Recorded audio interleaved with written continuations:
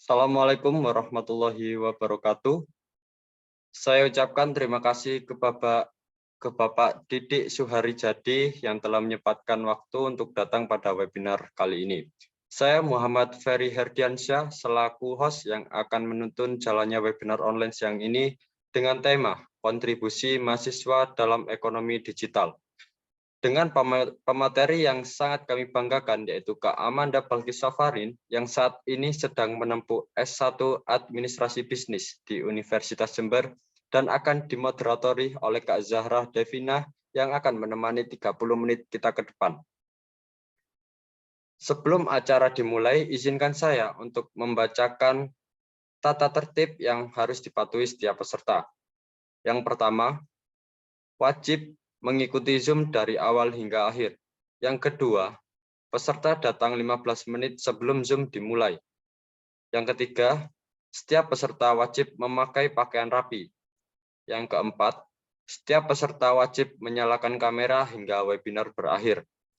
Yang kelima, menggunakan format nama dengan name_nama. Sebelum acara dimulai, ada baiknya jika kita mengucap basmalah sebagai simbol dimulainya webinar kali ini. Bacaan basmalah dimulai. Baik, selanjutnya webinar akan saya serahkan sepenuhnya kepada moderator. Waktu dan layar saya persilahkan. Oke, terima kasih host atas waktu yang telah diberikan. Assalamualaikum warahmatullahi wabarakatuh. Selamat siang, salam sejahtera bagi kita semua. Salam Om Swastiastu, Namo Buddhaya, dan salam kebajikan. Puji syukur Alhamdulillah kita dapat hadir di diskusi siang hari ini dengan keadaan sehat walafiat. Yang saya hormati Bapak Didik Suhari Jadi, SSMA, selaku dosen pembimbing mata kuliah Bahasa Indonesia kelas 77, dan yang saya banggakan teman-teman kelompok 7 sekalian. Sebelum itu, perkenalkan nama saya Zahra Devina Putri dengan nomor akhiran NIM 2141 perwakilan dari kelompok 7 selaku moderator yang akan membimbing jalannya diskusi hari ini. Susunan acara pada diskusi kita hari ini diantaranya 1. Pembukaan, 2. Pemaparan materi oleh pemateri, 3. Sesi tanya jawab, 4. Penutup. Baik, teman-teman, acara yang pertama yaitu pembukaan yang sudah kita jalani tadi. Selanjutnya adalah tahap pemaparan materi oleh pemateri. Baiklah hadirin sekalian, di diskusi hari ini saya tidak sendirian, tetapi saya didampingi oleh pemateri cantik kita, yaitu Kak Amanda Balkis Safarin. Beliau adalah salah satu anggota kelompok 7 Bahasa Indonesia kelas 77 di Universitas Jember. Nah, pada kesempatan kali ini, beliau akan menyampaikan sebuah materi mengenai kontribusi mahasiswa dalam memajukan perekonomian Indonesia melalui ekonomi digital. Baiklah, langsung saja kita simak paparan beliau mengenai materi tersebut. Kepada Kak Amanda, saya persilahkan. Terima kasih atas kesempatan yang telah diberikan. Sebelumnya, izinkan saya untuk memperkenalkan diri terlebih dahulu. Boleh di next ya untuk slide-nya.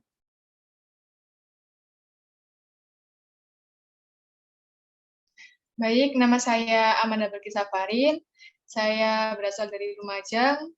Saya lahir tanggal 30 November 2003 dan saya sedang menempuh kuliah S1 Administrasi Bisnis di Universitas Jember. Langsung saja kita akan membahas tentang kontribusi mahasiswa dalam memajukan perekonomian Indonesia melalui ekonomi digital. Next. Topik pembahasan yang akan saya bahas yaitu yang pertama adalah ekonomi digital, yang kedua adalah dampak ekonomi digital, yang ketiga adalah tantangan ekonomi digital, dan yang keempat adalah peran generasi muda terhadap ekonomi digital. Next. Baik, di sini ekonomi digital adalah aktivitas manusia yang berhubungan dengan produksi, konsumsi, dan distribusi yang hanya dilakukan menggunakan jari jemari atau secara online, sehingga masyarakat tidak perlu lagi keluar rumah untuk mendapatkan barang dan jasa yang mereka inginkan. Next. Dampak ekonomi digital adalah ada dua, yaitu positif dan negatif. Di dampak positif ekonomi digital yang pertama yaitu meningkatnya DPDP Indonesia. Menurut data Badan Pusat Statistik, kontribusi produk domestik bruto Indonesia dari pasar digital meningkat di mana pada tahun 2016 pada posisi 3,41%, tahun 2017 posisi 4%, dan tahun 2018 posisi 10%. Dan di sisi negatifnya yaitu pengangguran. Menurut Bambang Brojonegoro, pekerjaan di pasar kerja Indonesia sebesar 52,6 juta berpotensi diganti oleh otomasi seperti mesin ataupun robot. Next. Tantangan ekonomi digital. Tantangan ekonomi digital terjadinya persaingan yang semakin ketat, ketersediaan akses internet yang kurang mumpuni. Yang ketiga yaitu cyber security. Next. Mahasiswa merupakan bagian dari generasi muda yang memiliki kesempatan dalam menempuh pendidikan formal di perguruan tinggi negeri.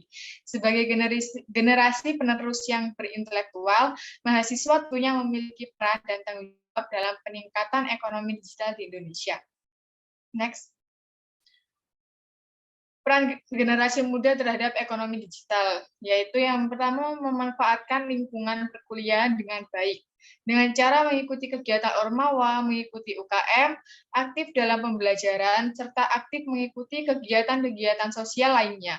Hal tersebut dapat menjadi saran untuk meningkatkan kemampuan dan keterampilan mahasiswa sebagai bekal untuk berkontribusi dalam memajukan perekonomian bangsa Indonesia. Next. Yang kedua yaitu selalu berinovasi dan menciptakan ide-ide baru. Tingkat kewirausahaan di Indonesia masih terbilang cukup rendah, yaitu sebesar 3,1%. Semakin banyak wirausaha baru nantinya yang juga akan memunculkan UMKM baru yang akan memberikan dampak yang signifikan terhadap perekonomian negara. Next. Yang ketiga yaitu peka terhadap situasi atau keadaan sekitar. Rendahnya UMKM di Indonesia yang masuk ke ekosistem digital membuat mahasiswa sebagai generasi muda yang mengikuti perkembangan zaman dan paham akan teknologi digital harus peka terhadap keadaan sekitar. Mahasiswa perlu membantu para pelaku UMKM, khususnya usaha mikro, untuk masuk ke dalam platform digital. Next. Yang keempat yaitu memberikan dorongan kepada pemerintah.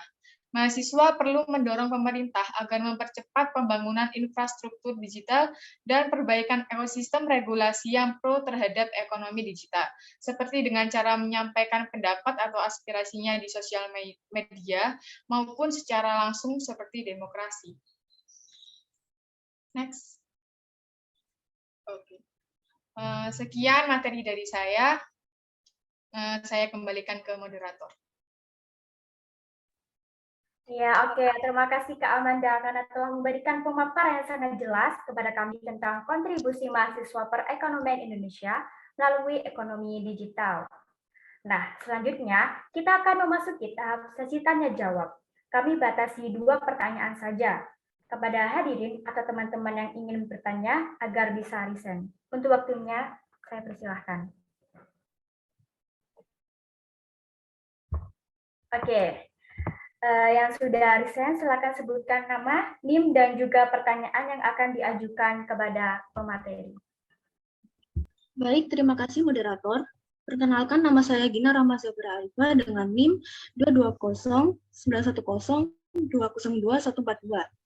Saya ingin bertanya tentang bagaimana cara mengatasi dari dampak ekonomi digital tersebut berupa pengangguran, karena mengingat pada masa sekarang untuk mencari pekerjaan memang sangatlah sulit. Dan jika saja masyarakat mencoba mengganti dengan berwirausaha, mestinya memerlukan modal, sedangkan modal yang dibutuhkan dalam berwirausaha atau berbisnis itu tidaklah sedikit. Jadi bagaimana cara mengatasi dampak pengangguran di era ekonomi digital ini? Terima kasih. Baik, terima kasih Kak Gina karena telah memberikan pertanyaan kepada kami. Baik, untuk Kak Amanda, pertanyaan pertama adalah bagaimana cara mengatasi dampak pengangguran di era ekonomi digital ini? Sedangkan jika kita berwirausaha pasti membutuhkan modal yang banyak. Bagaimana cara menghasilkan uang tanpa adanya modal? Silakan untuk dijawab Kak Amanda. Terima kasih atas pertanyaannya. Mungkin ya untuk saat ini cara meminimalisir pengangguran di era digital sangat mudah sekali ya. Dengan banyaknya teknologi yang sangat membantu kita di bidang apapun. Seperti saat ini, banyak orang melakukan kegiatan yang dapat menghasilkan uang tetapi tidak membutuhkan modal. Contohnya yaitu konten kreator. Kita dapat mengembangkan skill kita di bidang tersebut. Contoh lain mungkin pastinya kalian mengenal TikTok affiliate kan. Di situ TikTok affiliate tersebut kita dapat menggunakan barang yang kita miliki untuk kita promosikan tanpa harus membeli produk yang baru. Mungkin diawali dari hal tersebut juga dapat meminimalisir pengangguran di era digital ini. Oke, terima kasih untuk Kak Amanda atas jawabannya. Untuk selanjutnya, pertanyaan kedua, dipersilahkan. Bisa Risen? Terima kasih atas waktunya, moderator. Saya Muhammad Syifa Muizuddin dengan NIM 220910302086. Saya mau berbicara tentang ekonomi digital, kita bisa berinvestasi secara online. Namun, saat ini saya menemukan oknum yang bisa melacak identitas seseorang. Dengan identitas saja, penipu dapat mengetahui semua kartu-kartu penting seseorang. Dan sempat viral juga banyak penipuan yang menyamar menjadi orang terdekat kita yang meminjam uang melalui rekening bank dengan nominal yang sangat banyak. Tentu saja kita tidak menyadari bahwa mereka sebenarnya bukan orang terdekat kita, melainkan penipu. Nah, ada juga yang membagikan link website atau menyamar sebagai kurir Shopee yang bisa meludeskan atau menghabiskan uang tabungan masyarakat. Jadi, bagaimana kebijakan pemerintah untuk meningkatkan cyber security agar identitas semua orang aman terkendali? Sekian, terima kasih. Oke, baik. Terima kasih Kak Muiz untuk pertanyaannya. Wow, menarik sekali ya pertanyaannya. Oke, untuk pertanyaan kedua ini Kak Amanda, bagaimana kebijakan pemerintah untuk meningkatkan cyber security agar identitas semua orang aman terkendali? Untuk waktunya dipersilahkan. Baik, di sini saya akan menjawab pertanyaan kedua. Menurut saya, upaya atau kebijakan pemerintah untuk mengatasi masalah siber ini seharusnya yaitu membuat kebijakan yang kuat. Karena pemerintah bisa melakukan evaluasi terhadap peraturan yang dimiliki dan terus memperkuat keamanan identitas semua warga Indonesia. Pemerintah juga bisa mengutamakan dan fokus untuk memantau website resmi punya negara. Yang kedua yaitu dapat dilakukan menjalin kolaborasi yang baik antar lembaga. Pemerintah membutuhkan bantuan pihak kepolisian dan lembaga lain untuk membentuk koordinasi yang baik. Selain kepolisian, perlu adanya badan cyber dengan sandi negara yang memimpin koordinasi pelaksanaan keamanan cyber. Yang ketiga yaitu mungkin bisa dilakukan pemblokiran situs berbahaya. Pemerintah perlu membangun sistem infrastruktur digital yang aman. Dengan sistem keamanan cyber yang kuat dan solid, maka kejahatan cyber bisa dicegah. Pengembangan sistem ini harus dimulai dengan pemutakhiran teknologi untuk mengakomodasi ancaman siber yang baru. Mungkin cukup segitu jawaban dari saya.